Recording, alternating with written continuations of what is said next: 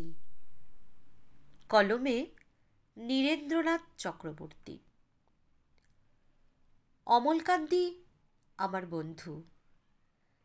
স্কুলে আমরা একসঙ্গে পড়তাম।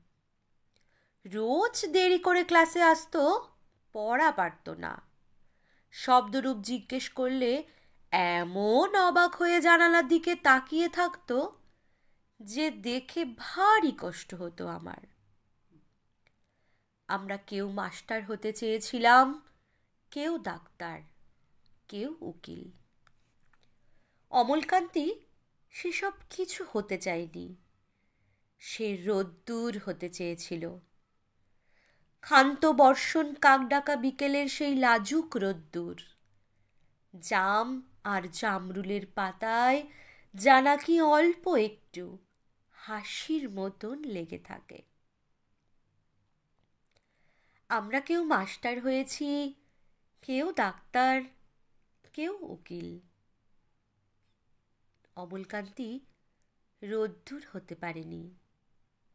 সে এখন অন্ধকার একটা ছাপাখানায় কাজ করে। মাঝে মধ্যে আমার সঙ্গে দেখা করতে আসে, চা খায়, এটা সেটা গল্প করে, তারপর বলে, উঠি তাহলে। আমি ওকে দরজা পর্যন্ত এগিয়ে দিয়ে আসি।